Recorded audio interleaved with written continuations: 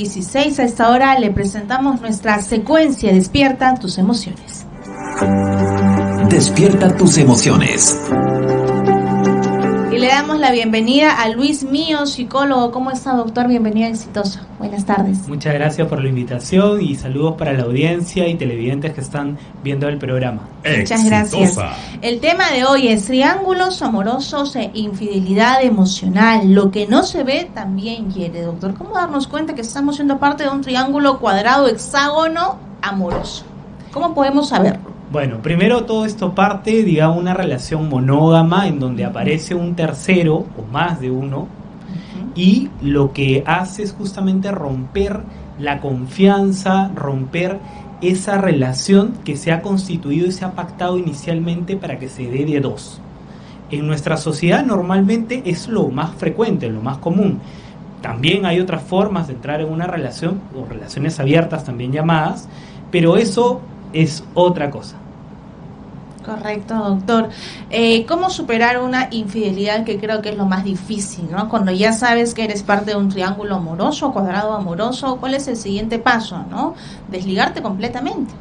Bueno, el sentido común y la sociedad y tus amigos seguramente te presionan para que ya culmines rápidamente esa relación tras haber sido engañado o engañada. Pero no es algo que sea tan fácil, sobre todo en un, tipo de personalidad más dependiente, en donde probablemente haya todo un sistema de apego ya activado y una serie de proyectos en común que a veces pueden ser difíciles de soltar. Pensamos que es algo que debería pasar, pero en realidad esto depende exclusivamente de la relación y ver y evaluar, ¿no?, si es posible perdonar una infidelidad y continuar la reconciliación, o si también se puede perdonar pero también terminar esa relación. En realidad eso depende de cada persona, porque es muy subjetivo de las experiencias que he vivido. Hay personas que no pueden, y no solamente no pueden perdonar, sino que lo que no pueden es volver a confiar, que eso es clave. Así es, por eso vamos a hablar con el público. Usted puede participar a través de los números 74-10-955 y el WhatsApp 940-800-800. Creo que eso es muy común, ¿no? Cuando has tenido una infidelidad en tu relación anterior y regresas a una nueva relación, te sientes lista, preparada. Luego el problema es volver a confiar, ¿no? Porque dices, esto ya me pasó, ya lo viví, así que estoy preparada, entre comillas, pero de repente es un prejuicio. Sí, pues, justamente a veces los que pagan platos rotos son los que vienen después de haber sido engañado o engañada, y la confianza probablemente ya no es la misma. Y además que probablemente eso responde también a las crianzas y a las experiencias previas que también hemos tenido cuando hemos sido pequeños. Y a veces, por ejemplo, hemos visto en papá o en mamá de repente alguna historia de infidelidad y nosotros hemos trazado, yo no quiero pasar por eso, pero me pasó. Y si me pasó, yo me doy cuenta de que no puedo con eso, entonces es ahí donde uno pone el límite y dice, ok, yo no quiero continuar con esto, porque no me hace bien. Porque esa forma de amar a mí no me hace bien.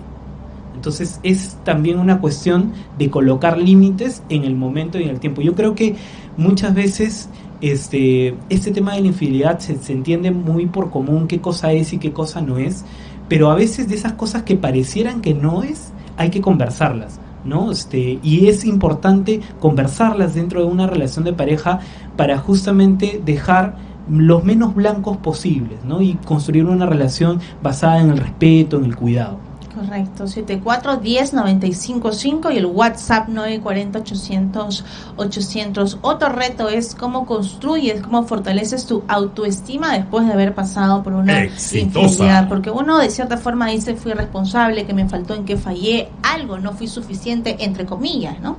Sí, pues a veces se suele pensar que justamente y cuando una persona ha terminado siendo engañado, una de las rumiaciones más comunes es, pero ¿qué hice mal? ¿Qué faltó? ¿Qué pasó?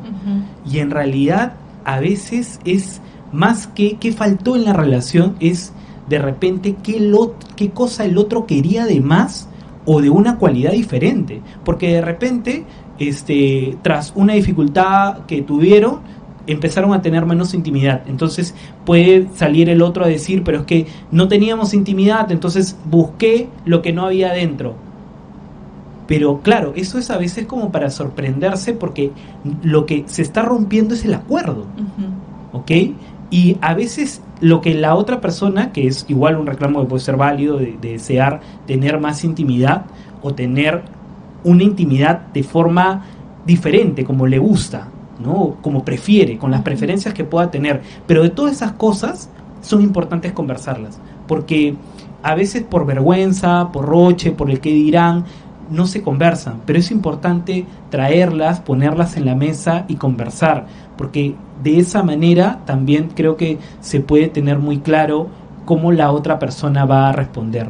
Yo no, si quiero mucho a mi pareja y amo a mi pareja, no le voy a dar ahí donde más le duele. Al contrario, tengo que cuidar ese lugar. Así es. ¿Se puede perdonar una infidelidad? ¿De qué depende, no? ¿Cómo se construye la confianza luego de que alguien rompió ese acuerdo tácito, implícito? Sí, a ver, y no es solamente perdonar la infidelidad, sino es volver a confiar. Si hay la capacidad, y eso es difícil, porque la confianza a veces toma tiempo en construirse, pero en destruirse se desmorona rápidamente y se cae como un castillo de naipes. Pero volver a construirla implica que tengo que tener la confianza de poder volver a confiar en esa persona que me ha fallado y que ahora será de forma distinta. O sea, tiene que brotar eso. Y eso no brota de la nada. A veces tiene que brotar con acuerdos que se tienen que dar posteriormente a lo que ha pasado. Y a veces tiene que ser un espacio de conversación, de diálogo y de avance. O sea, no puede ser lo mismo, ¿no? Mucha gente cree que a veces, entonces a partir de ahora te voy a revisar el celular y no sé qué. Ya, pero eso no aumenta la confianza, al contrario, la disminuye. Entonces hay que encontrar otras maneras más saludables para que esa confianza se fortalezca.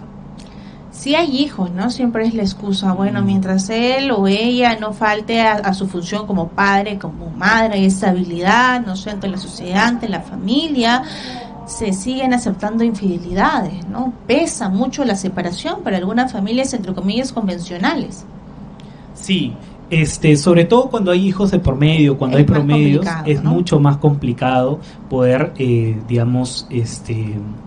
ya finalizar como tal del todo y hacer este famoso contacto cero, que es una de las recomendaciones que probablemente psicólogos hagamos, pero es más difícil porque ahí lo que tiene que pasar es que se tiene que renegociar los roles y más bien ceñirse a los roles como tal, en este caso de padres o de madre, pero siempre va a haber un vínculo, ¿no? Y el vínculo va a ser de padres, y ese vínculo tiene que estar, creo, lo suficientemente claro como para no caer nuevamente en una situación desventajosa en la que me puedo sentir mal, ¿no? Entonces creo que eso pasa por cada uno nuevamente ceñirse al rol que tiene. Es más difícil, sí, cuando hay hijos, porque es un vínculo que va a quedar por medio. Cuando no hay hijos, cuando no hay algo por medio, podrían no volver a contactarse nunca más y de repente nunca más se ven. Pero cuando hay más cosas en común, es más difícil. Correcto. Ahora ya las preguntas finales. Cuando hay una infidelidad, pasos a seguir, puntuales, claves, doctor. Bueno, al inicio yo creo que el primer paso es, de repente, si bien es cierto, tu cabeza va a necesitar más información para entender qué es lo que está pasando, ¿no? Creo que hay que primero poner la barrera del autocuidado. ¿Qué información necesito saber y qué información no necesito saber?